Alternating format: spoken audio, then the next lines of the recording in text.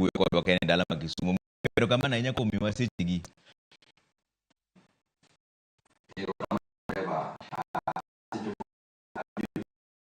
Mano ber kabisa. Wachani usekalo kaunti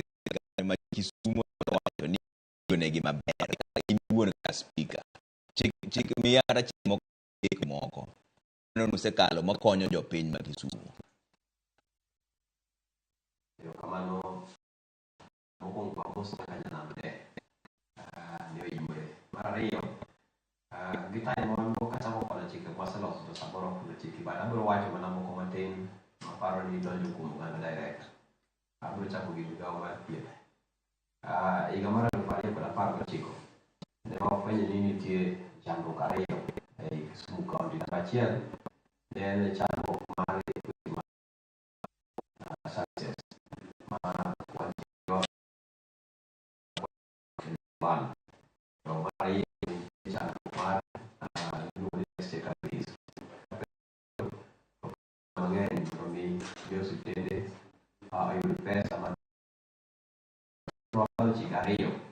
ma osekelo lokruok maduong' kabisa kendo osekope e national government. Achiel kuom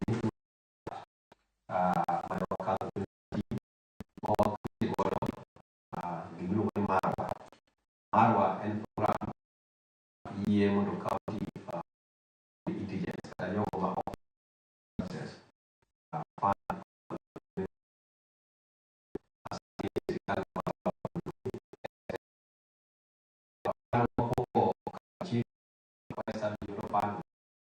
intelligence moinga ngwen house of Kisumu County te e weche mag thieth. Gini osekope counties mamoko kendo miyo kiwacho ni giba keto F mondo jogo ma ok nyal chudo pesa mag thieth Kisumu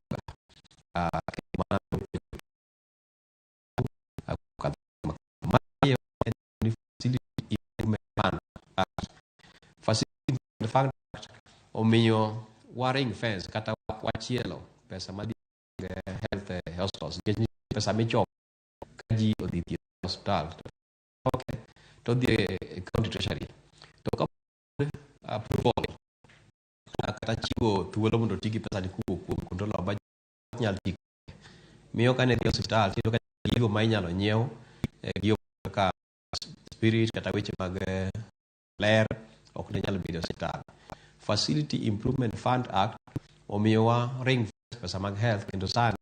kidhi hospitende gi kendo magi nyalo nyiew magi timo ni ne wayudo pesa ma kama to tiyo gi ka ok gi nyaka tim kuwuok e control of budget tim requisition. Gini osekop e county mamoko kendo national government osekawe ni facility improvement fund. Radika e mar pi bedo ka rely walo na gi mana Water Act 2016 which was MSH local wasi vario paga de vario paga counties manka ne owido pesa kata ne okoso yudo pesa mane wuok kuom partners mamoko e weche mag lokruok mar kor lwasi. To ma ahinya nikech ne onge gi chik ne gionge gi chik mar weche mag tiyo gi pesa kamano mar miyo ne partners nyalo kelo pesa gi ne odhi ma ok ochiwo pesa gi counties ma Nyanza ka wan ka Kisumu county obedo ni climate change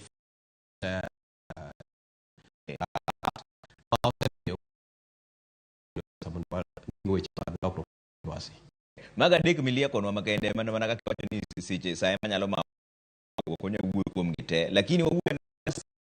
timo ohala. Jo ohala nitie ma jayuak nyocha ne nitiere kata ng'anyendo un kaka MCAs mokwongo jo timo gi jo county giwacho ni utiyo go to une jotendgi kanya wacho ni tiyo gago to ing'eyo ni weche manya timore Kisumu County weche mag ohala manya ineno ka samoro ng'anyo wacho gi dhoduo ni wan kaka assembly nyewa kawayudo petitions mwaneno kuonde ma gaps nitie monego wa address kaka adwa wacho ni achiel kuom gap mwaneno ni ng'eyo ni development kata dongruok nyaka tim e bombe mantiego Kisumu ka kende. To sama dongruok timore to nitie jogo ma hinyore ka kuondegi mane gitie ni giwuok gidhi kumachielo. Miyo koro walos chik moro mane wayudo kuom jopiny mawuoyo sana sana e ofis mar city manager korka weche mag demolitions, weche mag kata resettlement. Wadhi lo framework, legal framework, chik matayo weche mag muko ji, weche mag golo ji kama gitie ka gidhi kama to kod weche mag reorganizing city kata towns. Kisumu city kende ang'e kamano samoro biro bedo e taonde manyicha wa chuogo machalo kaka Minahero, Awasi, chalo kaka Katito, Paponiti, chalo kaka Moroni,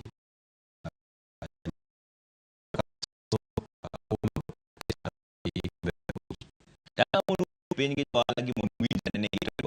mon ke mo ku gi to mo ni oge di iso gini mon gi mak man samore nyedo ka ng'ato ne hado we chuma pradek kamo gise no nyal donjo ka unu bedo kod gi piny winja ne kidar ng'ato ya odhi chal gi kamo aye no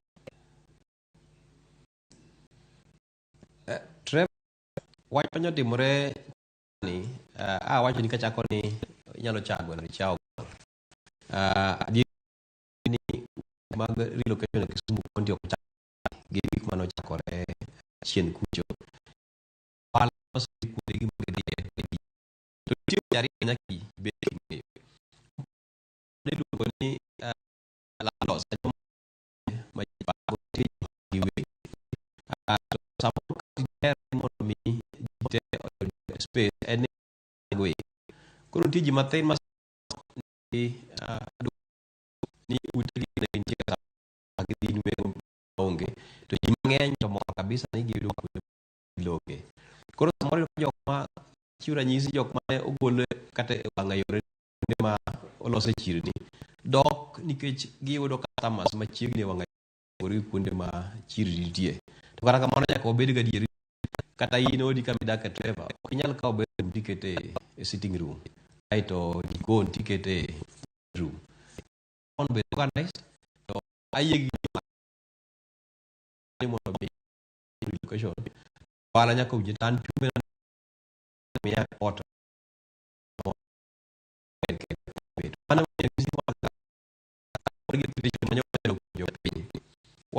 legal framework ma tayo weche mag demolition, weche mag resettlement kata relocation. Un kaka jood bura nikech oyieru gi ODM ng'enyu mana uyudo chandruok mar rango kaka county tiyo nikech joma wacho ni oyieru gi ODM, governor en ja ODM, senate en ja ODM, koro ntiere bunyalo korugi baadhi mora kata rochruok mar chenro county seche ma jatend ja party wadu. Trevor kane makosa mar bedo party achiel. Chik mar Kenya igalo mar 10 ne oketho wach mari opposition to kod government. Okelo wach moro ni minority to kod majority. E katiba mar 2010 wacho ni majority biro loso sirikal to minority ema samoro makamano. To opogo gik moko adek. Jo miluongo ni jo assembly kata gere wacho ni jo matimo mano tingo senate kod county assemblies magin 47 executive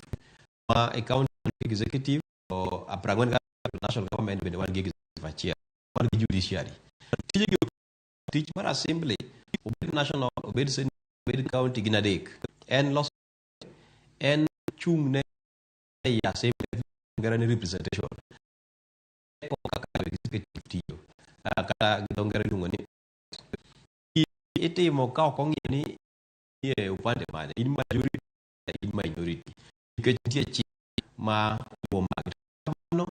nyaka wayire kodi ni nyaka opposition chakre. Pach gi omoke wach mar opposition kod government. Gisani onge opposition government, nitie mana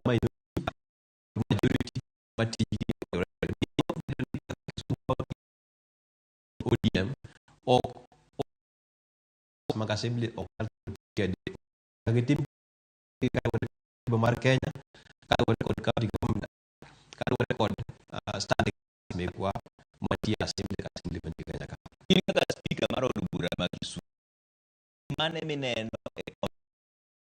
musi wuoyi?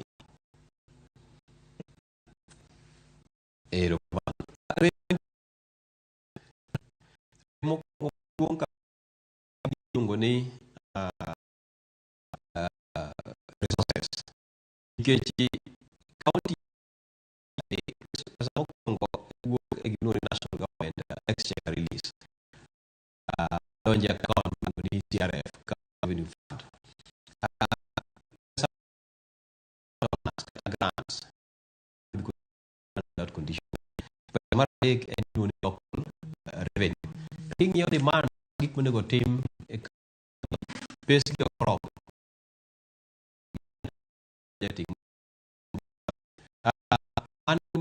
division nitie nyaka chieng' koro gik moko ok tim dichiel itimo gi mos nyaka chieng' girum mak mana ni nyaka ket thuro mar wach e weche mag local revenue o boost pesa madonje mar counties mag timo development. Ariyo en mar japiny akato mar human right ndo wach okang' malo kabisa an gi kama bete awacho ni yo nong'eyo weche mag right ito thoro mar wach kabisa e ratiro mar japiny to ok giket thoro mar education. Kuom ranyisi anyalo en ratiro mar dhano ni nyaka maybe ibed ng'ama nyalo somo ibed gi somo education en dhano ka dhano mantie kacha nyaka bed gi education kata nyaka somo to lakini en tiji kata responsibility mari nyaka idhi school. Weche mag pi en ratiro ni dhano nyaka yud pi to en obligation mari ni nitie part of it ma nyaka ichul kendo wacho ni jopiny ni pi ok chulo en gima free to pipe ma pi luwo kata stima mago pi kata jogo ma kanyo nigi cost. Emi wadwaro ni kampuni ka kampuni ma chiwo pi giloso ohala to nego bed ni giketo tarif ichajo kuom pi manyalo miyo run systems gi miyo rem maduong' kabisa kuom ratiro to koro mar wach odok chien kod weche mag tijwa kata timo ohala kata obligation. Rem mar adek ma wan go en ni nitiere dwaro mang'eny japiny ka japiny nigi haraka e gik ma onego timnegi to mano nyalo mana bedo mayot ka ji okawo gik ma priority kata gimono kabisa michakogo kapok machielo manyalo medo machielo en ni samoro national government gi county government ni weche mag mibadhi kata corruption. Pesa matin mantie koa e national government nyaka county government nitiere weche mag mibadhi mang'eny ma samoro miyo pesa ok kaka oti weche mag mibadhi mar pesa kende weche mag nitie nyaka weche mag ma jotich kawo e owinjore miyo ai to kelo weche mag pen to kotim project sabuny achopo sachudo ok gibedo ka gibedo rolled next financial year gichopo kaka samoro pending bills e gini neno ka counties mang'eny nigi weche mag pending bills mang'eny kabisa mogik tema gisama wuoyo kodi ni nitie tabu mowuok kabisa ma kata governors sewinjo kawacho e weche mag approvals kata mag yudo pesa kowuok e national government. Samoro national government leo kapok okelo pesa e counties to ka pesa no chopo to nitiere migawo miluongo ni control of budget samoro kawo sechene mang'eny tich monego bed ni timo kod auditor ma pesa leo ma samoro kapok ochopo emiyo ka koro ringo ok tim tije mag counties kendo ji mang'eny bedo gi tabu nikech yud payments ma mowinjore. Mago gin tabu ma adek makwano, to nitie tabu mang'eny ma devolution pod undergo koriwore gi weche mag sani koro ywaruok national government workout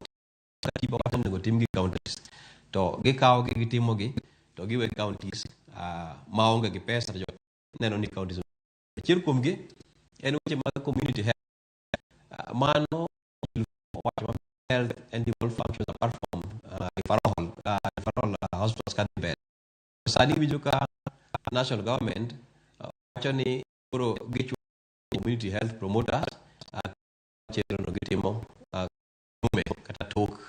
chik mar Kenya mar 2010. Weche mag ECD, early childhood development education, ma okete timo to gisama dwani gi tek charge be ready kichi wacho ni wan gi comprehensive school motingo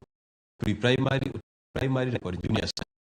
mako management mar gi okete national government tidwane resources ge county pesa ma okele county magi gin ma ok affect Kisumu to gi affect counties mantie 47 to bro mi kabisa mag devolution e Kenya. Assemblies for yuak ni od bura ma county samoro MCAs ok bi gigi ma dongere luongo ni quorum mondo yukal paro mar chike makonyo kanyo. Kisumo chalo nade? Ok en county assembly forum kende. Iseneno kata mana kilo twak mamalo national parliament. Mar gino bedo ni en dhano 150 nyendo ka samoro ji 40 mayala ma counties wagi ni kora bedo maonge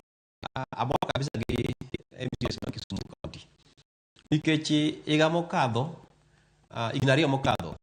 SRC kata Salaries and Commission golo alan michulo MCS kubete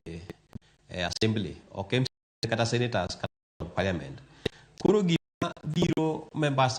ye assembly bro bedo ma kwa national government county assemblies gi members mag Kisumu county assembly nikech nyacha session mar ariyo third assembly ni chieng' mo assembly ni waonge kod mak mana ko bedo ni koro nitie committees moko mamiyo mondo bedo oko. En pongezi sana ne members to ang'eyo kata mana mano endo sama ne wagone gi simu ngiso ni kiny nyaka ubi assembly nikech wada wacho gima kama to ka onge quorum to onego bed kamano, onego bed ni kochopo chieng' assembly to biro kendo contribute owacho weche ma japiny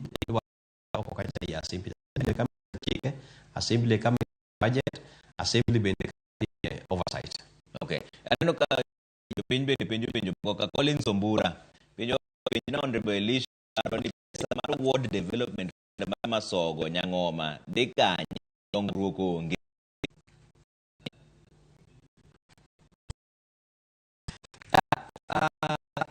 Igeni onge higa mar 2014 Kisumu okadho chik moro ni Ward Development Fund Act. Ne chiwo thuolo mondo misame timo budget ward ka ward bedo gi kiwango mar pesa kaka wan gi NGCDF cha. To kata kamano SRC kode migawo mochung' ne weche mag pogo pesa CRA Commission for Revenue Allocation no ketho wach ni en kinyume mar chik. Mana wacho ni NGCDF bende kinyume mar chik. To haima yene members team appropriation miyo same timo estimate to los development plan kata chenro to ward ko kadho constitution mitimo was go give prioritize kata iketo wach e gik magidwaro time e komenda ka komenda miyo an gadier ni ward ka ward nigi budget mare kata kawuono dhi e committee mar budget ka implementary kuongo e Kisumu onge ward ma onge di chenro mar Fario Right, kaka jado ba Ezra ma oli kanumbu school ating opanga wini maber kane gidana pesa kola nyaro to penyo ni penyo ka gineno mondo mi counties duto oyud chenro oromo kodgi yango ma speaker timo mondo mi gine ni wards duto yudo chenro moromo kodgi. Trevor, igani yendi nicho watimo gimoro ma unique nicho wabedo kod gimiluongo ni leadership summit kod executive ma ka executive ne wan governor, deputy governor, county executive members kata ministers, representative who work public service board, county board, assembly the one leadership mara assembly board yes ma committees or vice committees ma usiku magoke ane panga penyo na wana loso revenue hiyo ka kipogo pesa mostly buka executive to sama words mo ko yudo pesa to words mo ko yudo pesa mangeny mo de loso sa revenue kada framework ma to program ka kipogo pesa wadhi ng'iyo ni nitie atamalo midhi pogo maromre. Kuom ranyisi wanyalo wacho ni 20% ipogo maromre ma ok ochuno ni ward ni en mane kata mane. Atamalo machielo wadhi pogo kaluwore gi development index. Ere kuonde ma dwaro development kabisa ma pod ni chien to ere kuonde ma osedhi mbele. Atamalo machielo wadhi pogo kaluwore gi population. Kuma ji ng'enye kuma ji ne yudo pesa matin. Machielo wadhi pogo kaluwore gi geographical coverage. Tiende ni nade nitie words moko madongo, nitie words moko matindo zaidi. Wadhi ng'iyo weche mag poverty, wadhi ng'iyo weche mag national government kapogo pesa counties gi thoro mar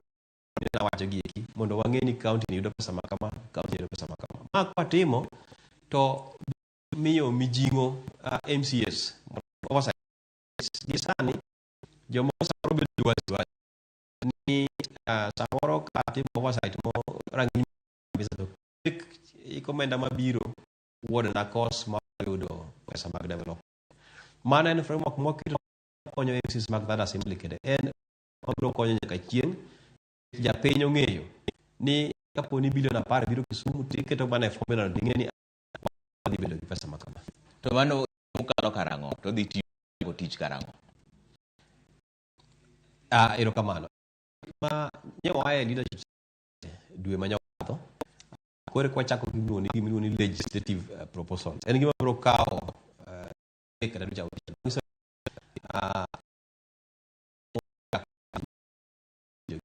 Mano 2026. Kapuro choko 2026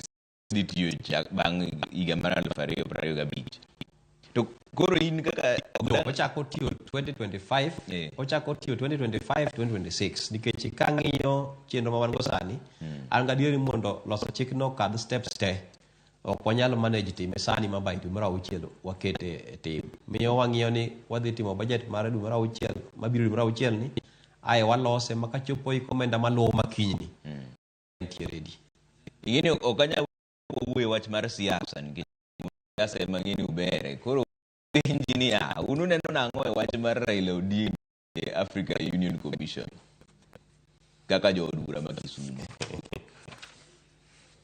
Erokamano. Ing'eni wan ka jo od bura ma Kisumu wan jo ODM ma party leader wa en Raila Odinga.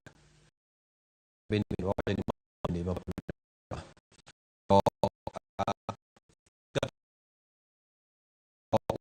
jo Kisumu wasewacho ni ka Raila Amolo Odinga ma en jakomwa kendo AU mano nikech okete kaso makoro wacho ni kata ni kidi mane jogedo dagi koro lokore kidi minyalo tiga kona bedo e African Union gi weche mabeyo kabisa nikech nitie gik ma iloso e piny mopogore opogore samoro inyalo mana los lepo malo kama apa wacho isa chiel ne watimo yiero ka 2022 to ji nodhi e court nyaka Supreme Court. The next court bedo en East African Court. Then machielo en mari African Union kata Africa Level. Pas sama jakom odhi e level mari Africa kamano thoro mar wuoyo gi presidents mamoko e yutimo ma kata mana mag climate, kata mana mag agriculture, kata mana mag infrastructure mondo mi otim mayot. Wan kaka waneka sana sana muda Kisumu kuom otimore Kenya gi Uganda. Kendo Kenya ami Kisumu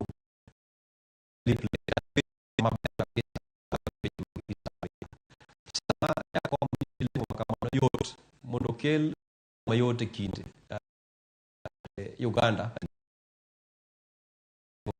anachiwo isa ineno pade round pak mane kinde yuri Uganda Ruto ma president ma Kenya kod Raila Amolo Odinga ma en ogai mari Azimio kod partida mari min kod japo mar ODM gima wacho en weche mag mafuta nyocha nitie ywaruok e kind Kenya kod Uganda kaka mafuta ringo kowuok kadho Kenya kadhi ineno ka gitemo mayot machalo tich kinde ohala no mano olose madongo ma golo mafuta Uganda ka onge winjruok e kind Uganda gi Kenya meligo chung joma tiyo na bende miyo mana ranyisi achiel madhi bedo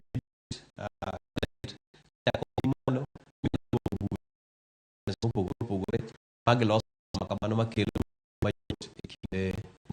sirikal ni sirkal mano dhi miyo watimo en president ma Kenya. To jolony wacho ni jo bura ma ODM dhi dog nikech giwacho jo ODM manonyiso rito ting' badgi malo koro omiyo ODM koro dhi dong' e kuyo.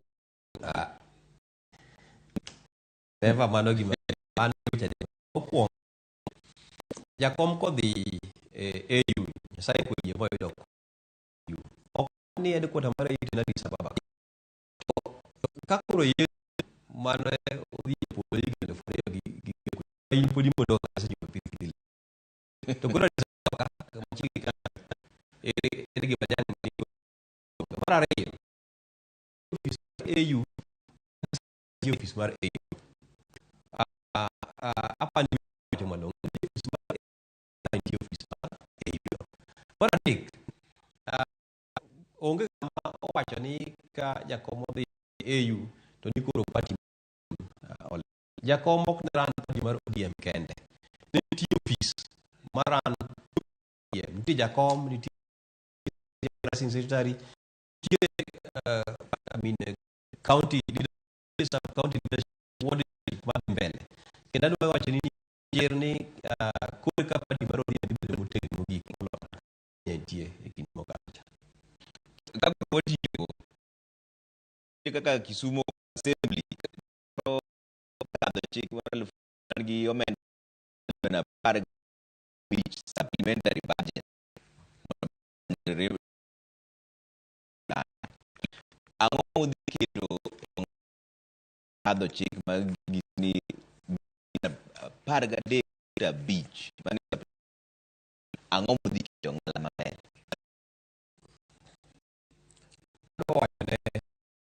ni supplementary budget kendo mang'eny samoro treva ni poko ka sumu poko ka supplementary budget adiri makende ni kata nigi supplementary budget ma sirkal ma ok otimo budget kadh gi miluongo ni supplementary budget ma nitie weche moko ma county kata government budget achiel kuom nitie pesa mobiro extra mane onge e budget to chik wacho ni kobiro to nyaka kadhe assembly koro samokele di keto katane o tan budget no budget mara iyo asir ka o di ma ujire mara o gi ma di timo en kan timo e kisumu county ni sa che dek ni tire no pan ma ti state ma ti ma do ni grants ma ya o ka budget sama ya o ka budget purunya ko kum gisani mo meri sa budget mara iyo waneno kanitie kuonde moko mangi dwaro kabisa kaka ma chien kacha chipogi wan kod World Bank funding ma tim weche kama duka na motorized transport na kugero tarika in condition grants ma gimo kitimo ematim nitie chik ma gima ko meet kapok gikapano ko wan ngana ba do meet requirements weko floka kata climate change mo which pasi nitie adona so sekelo ma mondo mi okele kisumi mondo mi lot with mak paroni nyako ket mun sidi man pare chik mondo ka paroni atama lari mar no budget bede with mak change no nyaka wari maro mondo beda atama lari mar development nyen mondo be ka gimiwa mar development re mawuok to oge gima manyien in fact kana ng'iyo gimokel aparo odhi gi ma ng'eny atamalo gipudo ka gimie ma olokore kendo kabisa ni mag local revenue target marwa di malo gi moko madhi kata uchiel miyo kik wach ni kikelo subsidy budget ko tati new budget oyo ken budget en mana rising mo kuonde ma nitie gaps kata pesa mabiro manyien budget okay mwisho watu mugi kimi kodo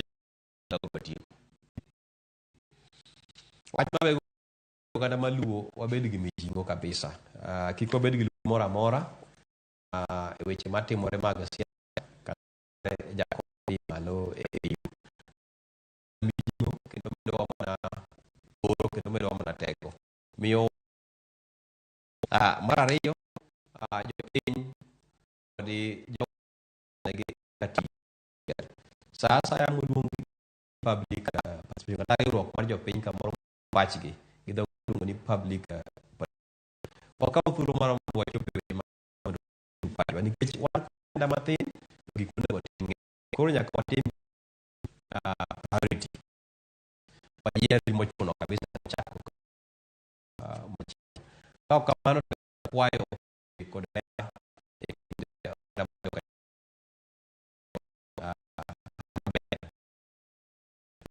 mheshimiwa Elisha Oran speaker magisumo assembly kama wasije kama marwa mara reo kibaga dele bomba moko bini mo boyine ngin gi chane nango ero kama na nyakum nyinga Trevor Ombija ngopanga nyakati dendo taya